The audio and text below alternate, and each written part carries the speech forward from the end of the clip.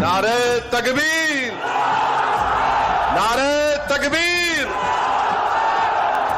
वही लोग जो याचिकाएं डाल रहे हैं, वही लोग मुसलमानों को भड़काकर जो है रोड पे भी ला रहे हैं। बराबर ऐलान कर रहे हैं कि साहब मुसलमानों उठो, उठने का वक्त है।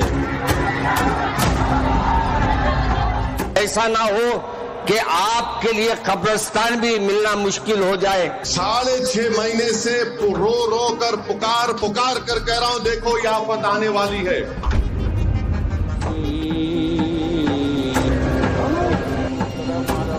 कि मुसलमान समझे विपक्षी दलों की चाल को और खासतौर से असदुद्दीन ओवैसी की चाल को कि ये चाहता क्या है देश में।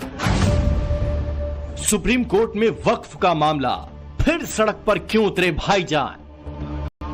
ये सवाल इसलिए उठाया जा रहा है क्योंकि वक्फ पर विपक्ष की प्रेशर टैक्टिक्स का सिलसिला नॉनस्टॉप जारी है, जिसका एक और उदाहरण शनिवार को हैदराबाद में नजर आया। यहां नए वक्फ कानून को लेकर बड़ा विरोध प्रदर्शन किया गया, जिसमें फायर ब्रांड नेता ओवैसी ने अपने ही अंदाज और तीखे तेवर में केंद्र सरकार पर हल्ला बोला। AIMIM के दारुस्सलाम स्थित दफ्तर में यानी अपने ही गढ़ में बड़ा मोर्चा खोला। जहां पर इख्तिदार में रियासत में बनाया, फिर अब वो यूनिफॉर्म सिविल कोड बनाने की बात कर रहे हैं। 11 साल से नरेंद्र मोदी सिर्फ मुसलमानों की मजहबी शनाख्त पर हमला कर रहे हैं। 11 साल से नरेंद्र मोदी सिर्फ मुसलमानों की मस्जिदों को छीनने की कोशिश कर रहे हैं। 11 साल से नरेंद्र मोदी मुस्लिम खवातीन को ताकतवर बनाने के बजाय उनके सरों से हिजाब को छीन रहे हैं। 11 साल से नरेंद्र मोदी बुलडोजरों के जरिए सबसे ज्यादा दलित और मुसलमानों के घरों को तोड़ दिया। अब यूनिफॉर्म सिविल कोड के नाम पर हमारी शरीयत को हमसे छीनना चाहते हैं। वो शरीयत जो शरीयत एप्लीकेशन एक्ट 1937 है, जब संविधान बन रहा था तो बाबा साहेब अंबेडकर ने कहा था कि शरीयत एप्लीकेशन एक्ट बरकरार रहेगा।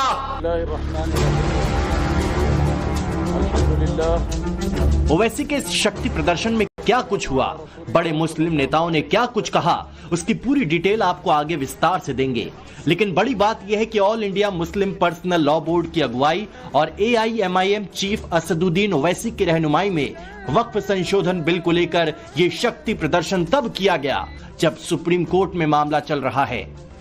कोर्ट ने केंद्र सरकार को जवाब दाखिल करने के लिए 7 दिन का वक्त दिया है। कोर्ट ने साफ साफ कहा है कि केंद्र के जवाब तक वक्फ संपत्ति की स्थिति नहीं बदलेगी। वक्फ परिषद में कोई नई नियुक्ति भी नहीं होगी।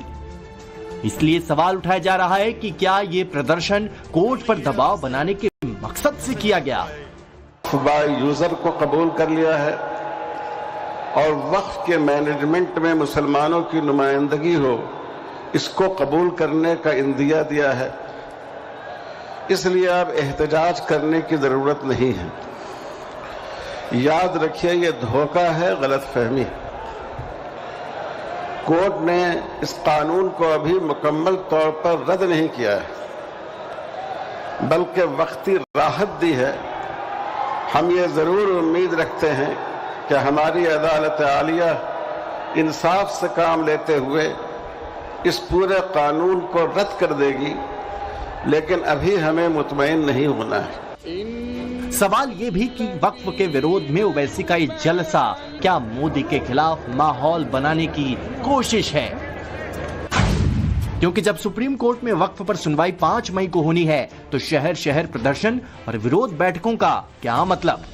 क्या ये सिर्फ मोदी विरोध के लिए मुस्लिमों का मोर्चा खड़ा करने की कोशिश भर है? ओवैसी जैसे मुस्लिम नेताओं का बार बार मस्जिद, दरगाहों और संपत्तियों को छीनने की बात करना, इस तरह के बयान देना, क्या सिर्फ मुस्लिमों को उकसाने और भड़काने के लिए है? क्योंकि इस शक्ति प्रदर्शन से पहले ओवैसी ने केंद्र सरकार को अल्टीमेटम भी दिया और वक्फ कानून से मुस्लिमों को कब्रिस्तान, दरगाह, मदरसे, संपत्ति छिन जाने का पुराना रिकॉर्ड फिर से बजाया।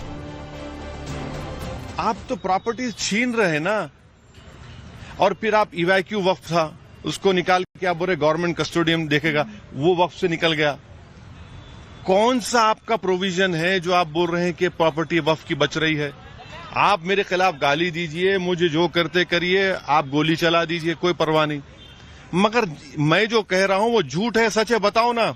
मैं तो एक्ट से कह रहा हूं, आप तो वक्फ की इजाजत को छीनना चाह रहे, खत्म करना चाह रहे। कहां ना मस्जिद बचेगी, ना दरगाह बचेगी, ना शियाओं के इमाम बाड़े बचेंगे, ना आशुर खाने बचेंगे, ना कब्रस्तान बचेगा, ना ईदगाह बचेगा। इस तरह का बिल बनाए। आज वक्फ पर हो रहे विरोध प्रदर्शनों के बीच पहले से ही यूपी और बंगाल से लेकर हैदराबाद तक माहौल गर्म है। पश्चिम बंगाल के मुर्शिदाबाद और साउथ 24 परगना में तो वक्फ को लेकर जबरदस्त हिंसा हुई, जिसमें लोगों के घर जला दिए गए, कई हिंदू मारे गए और कई इलाकों से हिंदुओं को पलायन करके राहत कैंप में रहने के लिए मजबूर होना पड़ा। ऐसे में सवाल उठना लाजमी है कि ऐसे वक्त में जब वक्फ पर मुर्शिदाबाद में भारी हिंसा हो रही है तो हैदराबाद में ओवैसी का सड़क पर उतरना कितना सही है? क्या ये आग में घी डालने जैसा नहीं है? क्या ये मुसलमानों को भड़काने वाला कदम नहीं है? मुसलमानों को भड़काकर जो है रोड पे भी ला रहे हैं, बराबर ऐलान कर रहे हैं कि साहब मुसलमानों उठो, उठने का वक्त है, तुम्हारे सर पे तलवार लटकी है और तुम्हारी मस्जिदों के लिए षड्यंत्र किया जा रहा है। ये इस तरह के जो भाषण हैं लोगों के, ये बड़े गैर संवैधानिक भी हैं और समाज को तोड़ने वाले, नफरत फैलाने वाले बयान हैं। इससे क्या है कि मुर्शिदाबाद हो गया, उसमें 3 लोगों की जान चली गई और 150 मुसलमानों के खिलाफ उस सरकार ने, जो सरकार अपने को मुसलमानों का हितैषी कहती है, जो कहती है मैं हूं ना, मैं ये बिल लागू नहीं होने दूंगी, उस सरकार ने 150 मुसलमानों को जेल में डाल दिया। जो मेरी जानकारी वो ज्यादा भी हो सकते हैं। तो मेरा कहना सिर्फ ये है कि कोर्ट या तो रास्ता है या फिर संवैधानिक तरीके से आप एक जगह बैठ जाओ, किसानों की तरह आप बैठकर जो है अपनी मांग रखो। वक्फ को लेकर पश्चिम बंगाल के मुर्शिदाबाद में हिंदुओं को लगातार निशाना बनाया जा रहा है। खुद पुलिस के रिपोर्ट में हिंदुओं के खिलाफ उग्र हिंसा की बातें विस्तार से बताई गई हैं। एक खास समुदाय के द्वारा हिंदुओं के घरों पर हमले के लिए स्याही वाली साजिश का बड़ा खुलासा भी हो चुका है। कटारी उसको लगा के बोला कि तुम अल्लाहू अकबर बोलो, नहीं तो अभी तुम्हारे इज्जत हम लूटेंगे।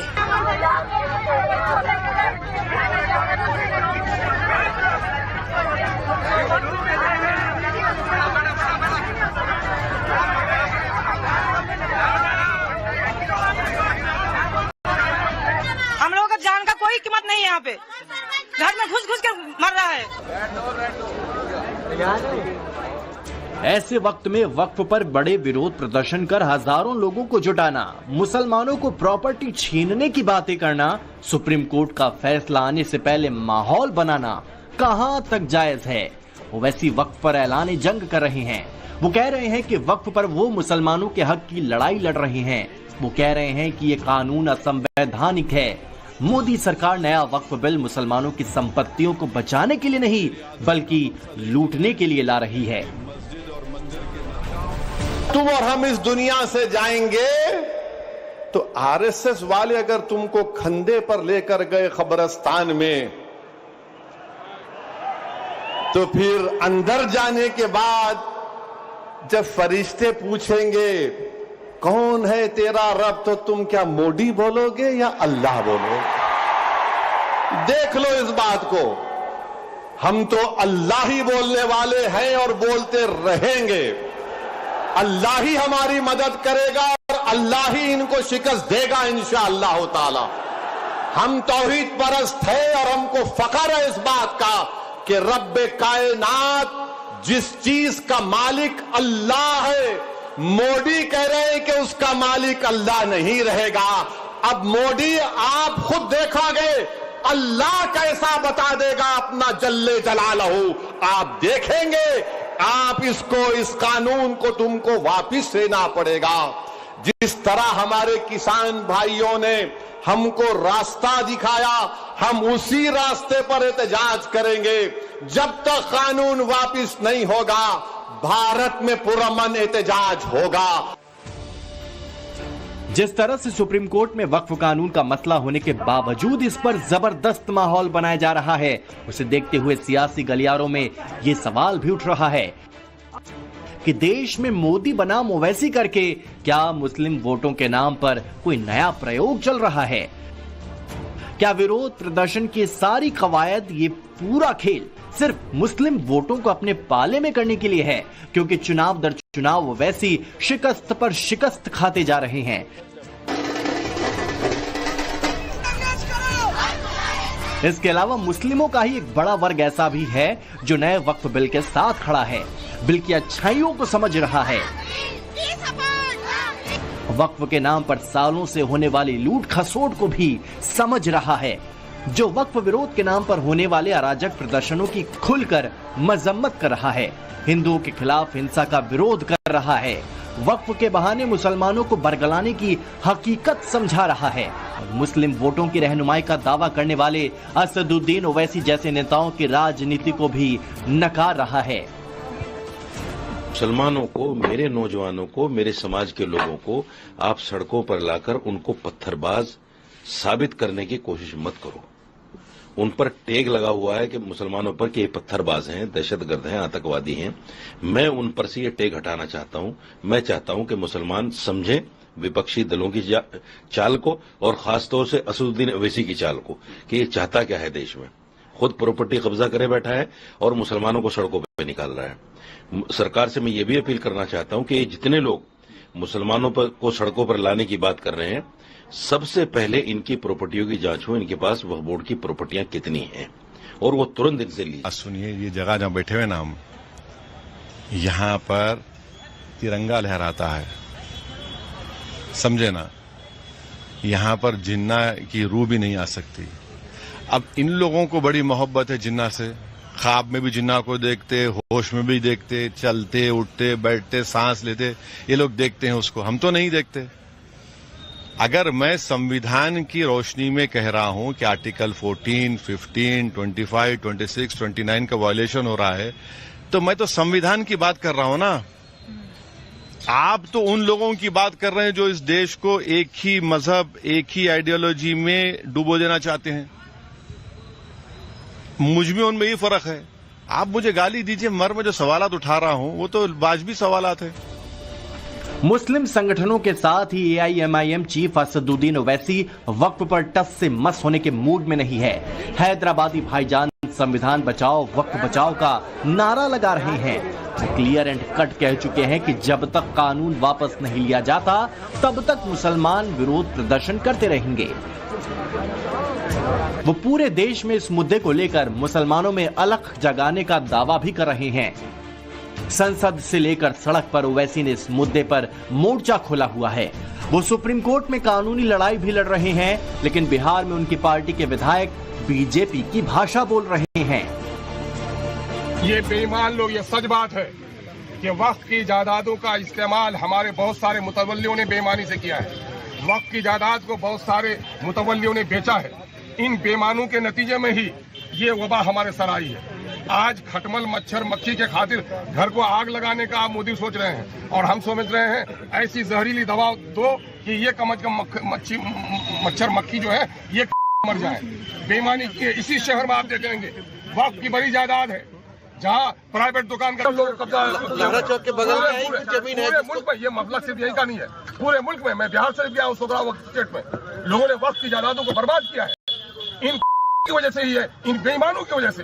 बिहार का मदरसे का जो तालीम जो बर्बाद हुआ है, सिक्योरिटी और सदर की वजह से बर्बाद हुआ। इन लोगों ने अपने दामाद और बेटे को बहाल किया और वक्फ पर जो मुसीबत आई है इन बेईमान मुतवल्लियों के वक्फ की जमीन के गजब करने का नतीजा है। आखिरत में तो उनका ठिकाना होगा ही, बुरा ठिकाना होगा। लेकिन दुनिया में भी जो जिल्लत आई है पूरी कौम को उठना चाहिए। एक तरफ इस काले कानून के खिलाफ भी लड़ेंगे और इन बेईमान मुतवल्लियों के खिलाफ भी लड़ेंगे जिन लोगों ने वक्फ की जमीन पर नाजायज कब्जा किया। सुना आपने, किशनगंज जिले के अमौर से विधायक और प्रदेश अध्यक्ष अख्तरुल ईमान ने वक्फ संपत्तियों को लेकर वही बात कही जो बीजेपी के नेता इन दिनों कह रहे हैं। वक्फ को लेकर बीजेपी नेता कह रहे हैं कि देश में वक्फ के नाम पर जमीन की लूट की गई और भ्रष्टाचार जमकर किया गया और इसीलिए मोदी सरकार ने वक्फ कानून में बदलाव का कदम उठाया, जिसके जरिए भ्रष्टाचार पर रोक लगेगी और वक्फ का लाभ गरीब मुसलमानों को मिलेगा। और यही बात अख्तरुल ईमान भी बोल रहे हैं। असल में ऐसे कई उदाहरण हैं जिनमें कई गांवों को वक्फ में हड़प लिया गया, कई निजी संपत्तियों को वक्फ में लिया गया। जाहिर है वक्फ संशोधन कानून को लेकर तथा कथित मुस्लिम नेताओं और विपक्ष ने जो भ्रमजाल बुना है उसका तिलिस्म धीरे धीरे टूट रहा है और ओवैसी जैसे नेताओं की बेचैनी का यही सबसे बड़ा कारण है।